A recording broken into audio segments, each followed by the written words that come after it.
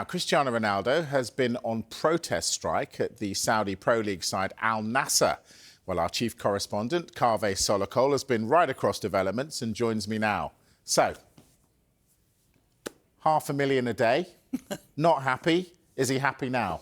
I think he is happier because Al-Nassr are expecting him to play again for them on Saturday. They've got a big away game in the Saudi Pro League at Fateh.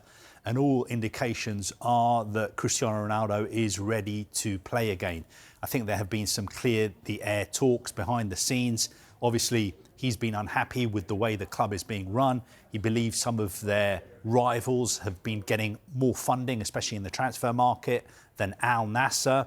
Also, there have been reports from a Portuguese newspaper called Abola, who I believe have quite strong links to Cristiano Ronaldo, who've been reporting that one of the things he was unhappy about was that some of the senior executives at Al-Nassr, who are quite close to him, some of them had not been paid, some of them had been marginalised, were no longer involved in the business the club did in January. And apparently that has all been now sorted out, which means that Ronaldo is ready to return. Having said all that, I would always say, let's wait and see if he plays, because the strike is not going to be over until he's named in their squad for a game and he steps out on the pitch. Interestingly, Al-Nassr do have an Asian Champions League 2 game in Turkmenistan on Wednesday night against a side called Arkadag. Now, I'm not sure Cristiano Ronaldo normally plays in those kind of away games, but that could be another potential game he could return in. But I think it's much more likely that he returns in the Saudi Pro League game on Saturday. And depending on what happens in Al Hilal's game on Friday, for instance, if they drop points, unlikely because they're the leaders at the moment, but if they do drop points, there's the possibility for Al-Nassr to go top of the table if they win on Saturday, with or without Ronaldo. Don't need him, do they? Because they've played 2-1-2 without him. That's a very good point. I think they've won 2 games. They kept 2 clean sheets. Exactly. They're still in second place, 1 point behind Al Hilal. But the big problem is that Al Hilal have really strengthened in the January transfer window. They brought in, for instance, Karim Benzema from Al Ittihad, which Ronaldo was particularly upset about.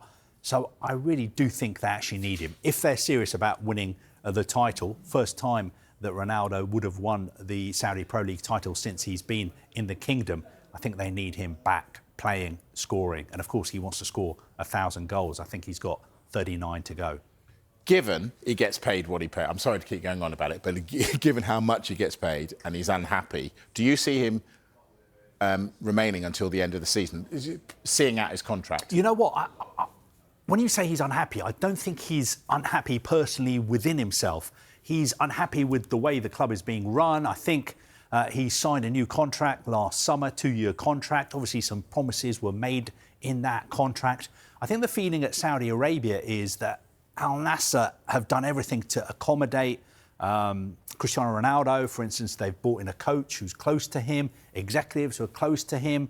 They kind of feel like we've done everything. We've bent over backwards to accommodate you. But obviously, he's still not happy. Now, what has emerged is that he's got this release clause in his contract, 50 million euros in the summer. So if he really, really is that unhappy, he could leave if there's someone willing to pay, around £45 million for him. Is there a club out there who's willing to do that? I'm not so sure, because he's going to be 41. Also, he'll be playing in the World Cup this summer as well, his final major tournament, you would think. But there is that option for him to leave in the summer if he is so unhappy and if he can find a club who would take him. Having said all that, I'm sure someone will take him, because if you sign... Not for $500,000 a day, they won't. Who can do that? But, Mike, you've got to remember, he is not a footballer. Somebody described him as a multinational on legs. His company, CR7, is said to be worth £1 billion.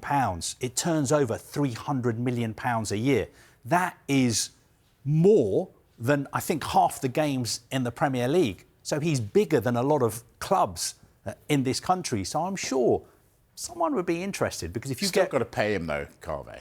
But how much money can you make off the back of his name and his image? I still think there are people out there who would love to have him in their side. And he, don't forget, he believes he can carry on playing. I think he said He's got a couple of years left. And of course, he's got that big goal of scoring 1,000 goals. Maybe he'll have to take a pay cut. I get where you're coming from. Also, of course, if he leaves... $250,000 a day. You make a really good point, because if he does leave Saudi Arabia, for instance, if he moves to a league in Europe or MLS, he would have to pay tax. And one of the benefits of playing in Saudi Arabia is he's not paying tax, as far as we know. That's a great point. Kaveh Solokol, our chief correspondent. Thanks, Kaveh.